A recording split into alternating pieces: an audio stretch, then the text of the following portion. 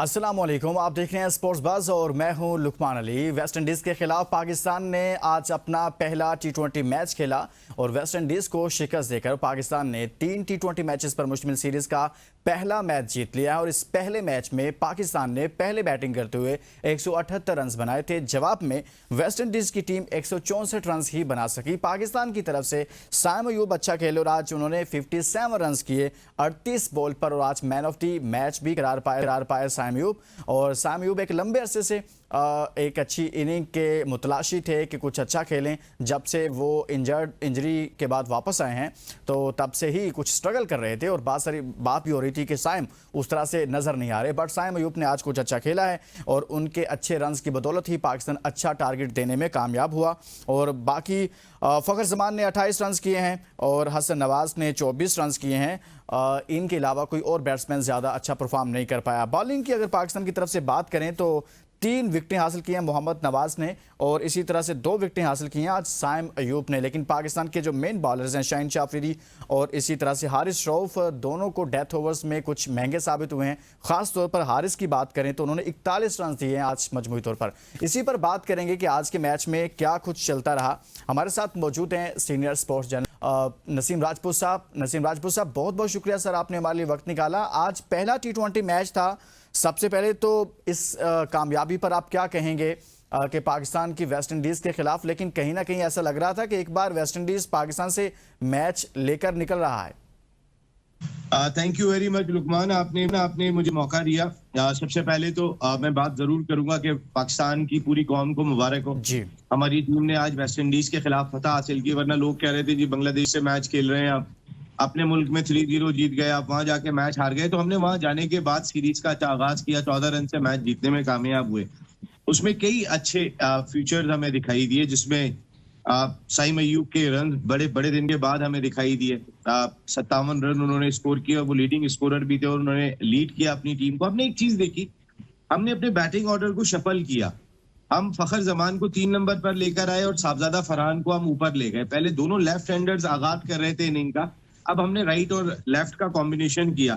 ये हमारे लिए थोड़ा सा इफेक्टिव रहा। अब तक अगर हम देखें तो कुछ 26 रन जरूर हमें बोर्ड पर दिखाई दिए। इस वजह से साहबजादा फरहान अपने अंदाज से ही खेले, साइम भी खेले, फिर 28 रन फखर ने भी नीचे आके स्कोर किए। मेरी अपनी जाती राय में कि अगर साहबजादा फरहान की बात करूं, वो डोमेस्टिक सतह पे ओपन जरूर करते हैं, लेकिन जेन्युइन ओपनर की अगर मैं बात करूं तो यही दोनों हैं आपके पास। लेकिन अगर आपने राइट और लेफ्ट कॉम्बिनेशन को एज ए ओपनर ट्राई किया तो ये भी एक अच्छा फैसला है, क्योंकि साहबजादा फरहान भी खेल रहे हैं और 3 नंबर का बैट्समैन तकरीबन ओपनर ही होता है, कोई बहुत ज्यादा फर्क नहीं होता। तो अच्छा रहा। शाहीन शाह अफरीदी की बॉलिंग आज मैं जरा देखना चाहता था कि वो कमबैक कैसा करते हैं, क्योंकि एक सीरीज में आउट, एक सीरीज में इन। भाई अब मुझे ये बताए ना कि अभी सलमान मिर्जा और अहमद दानियाल की कौन सी परफॉर्मेंस खराब थी कि जो आपने चेंज किया।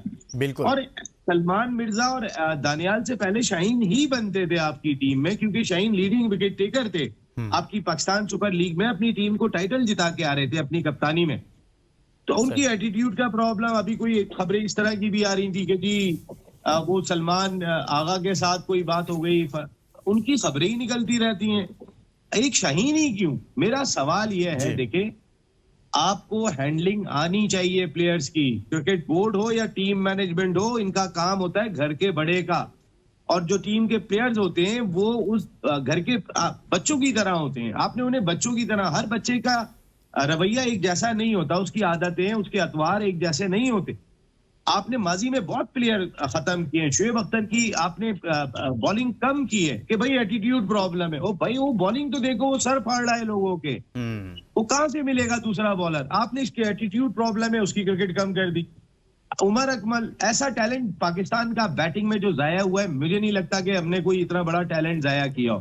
तो जो चारों तरफ मारने की सलाहियत रखता था, आपने वो टैलेंट की क्रिकेट खत्म कर दी। अहमद शहजाद एक अच्छा टैलेंट आया था, वो एटीट्यूड प्रॉब्लम है। आज शाहीन शाह अफरीदी के पीछे लगे हुए, एटीट्यूड प्रॉब्लम है। तो भाई आप क्या कर रहे हो वहां पे? आप क्या हाथ बांध के बैठे होते हो ड्रेसिंग रूम में, या आप क्रिकेट बोर्ड के अंदर ठंडे कमरे में बस सिर्फ देख रहे होते हो कि क्या हो रहा है? अगर कुछ गलत हो रहा है तो उसको सही करो। आप अभी वर्ल्ड कप खेलने गए थे, वर्ल्ड टी20, आपकी टीम एक पेज पर ही नहीं थी। आपका जो ग्रुप बना हुआ था वो ग्रुप गुब्बारे की तरह फट गया था, सब अलग-अलग हो गए थे। तो आप उसका नतीजा क्या हुआ? अमेरिका से भी आ रहे, इंडिया से आप 48 गेंदे 48 रन 8 विकेट, वो मैच नहीं जीत सके। तो उसके रिजल्ट्स आते रहते हैं लुकमान। सही। और अब जो अगर आप अब भी बेहतर तौर पे मैनेज नहीं करेंगे अपने खिलाड़ियों को, सुफियान मुकीम आज सबसे इकोनॉमिकल बॉलर है। आज जी। आप मैच जीते तो सुफियान की बॉलिंग की वजह से जीते। उसने जो 5 रन की उसने इकोनॉमी रोके से बॉलिंग की है। सुफियान मुकीम पर मैं जरूर बात करना चाहता हूं। नसीम राजपूत साहब, ये वो लड़का है जिस पर हम हर प्रोग्राम में तकरीबन बात करते हैं, और उसकी रीजन एक थी कि इस लड़के को जब जब चांस मिलता है ये परफॉर्म करता है, लेकिन इसके बावजूद इस लड़के को ड्रॉप कर दिया जाता है। अगर स्क्वाड में रखा जाता है सो प्लेइंग 11 का हिस्सा नहीं बनाया जाता, और प्लेइंग 11 का हिस्सा अगर बना लिया जाता है तो ऐसे मैच में इनको बनाया जाता है जो किसी भी सीरीज का या किसी भी टूर्नामेंट का लास्ट मैच होता है, जिसके जीतने हारने से शायद कोई इतना इंपैक्ट नहीं पड़ता है। सो इस तरह से इस लड़के को यूटिलाइज किया जा रहा था, जो कि उसको उसका कैरियर तबाह करने की एक मुतरादिफ था। बट आज सीरीज के आगाज में पहले ही मैच में उसको मौका दिया और उसने परफॉर्म करके दिया है। मैं चाहता हूं कि इस पर आप बात करें। बिल्कुल। देखिए, सुफियान मुकीम तो मेरी समझ में नहीं आता कि हम उसको हैंडल किस तरह कर रहे हैं। एक टैलेंट हमें नजर आ रहा है, वो जिस मैच में उतारते हैं वो उस मैच में परफॉर्म करता है, फिर अगले मैच में बाहर बैठ जाता है, अगली सीरीज में बाहर बैठ जाता है। इवन कि मैं बड़ा हैरान था कि मेहरान मुमताज और सुफियान मुकीम एक ही टीम में थे और उनकी टीम उनकी जगह आरिफ याकूब को खिला रही थी।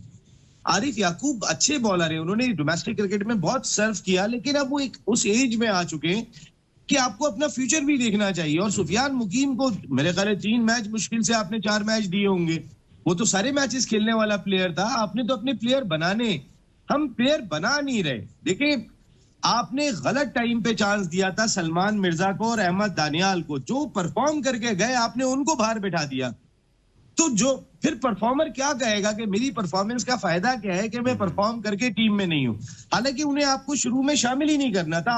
आपके सामने एशिया कप है, आपके सामने वर्ल्ड कप दिखाई दे रहा है, 2 बड़े इवेंट दिखाई दे रहे हैं। और सबसे इंपॉर्टेंट चीज मैं आपको बताऊं, जी जी, लेकिन अब आपकी 2 चीजें बहुत इंपॉर्टेंट हो रही हैं जो पाकिस्तान क्रिकेट को समझ लेनी चाहिए। एक, लॉस एंजलिस ओलंपिक्स में क्रिकेट को शामिल किया गया है, उसके अंदर अगर आप टॉप 6 के ब्रैकेट में होंगे तो आप क्वालिफाई करेंगे, वरना आप क्वालिफाई नहीं करेंगे।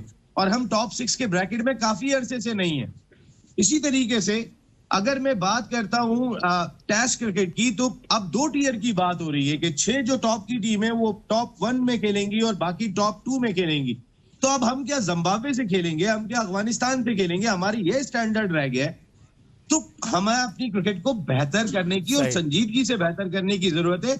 और आपको पहले ही जो है वो बांग्लादेश की सीरीज में शाहीन को रखना था, आपने जिनको खिलाना है उनको शामिल करना था। ये बात आपकी दुरुस्त है कि किया आप ऐसे लड़कों को लेकर आए, उनको मौका दिया, लेकिन उसके बाद फिर से उनकी परफॉर्मेंस के बावजूद उनको ड्रॉप, इस तरह का इन आउट नहीं होना चाहिए। लेकिन एक बड़ी अहम बात की है, कहीं पाकिस्तान अभी टॉप 6 में भी नहीं है, तो पाकिस्तान मुसलसल 8वें 7वें नंबर पर घूम रहा है। कहीं ऐसा ना हो कि पाकिस्तान ओलंपिक्स की ट्रेन मिस कर दे, क्योंकि पाकिस्तान की क्रिकेट का ही कहा जाता था कि काश क्रिकेट ओलंपिक्स में हो।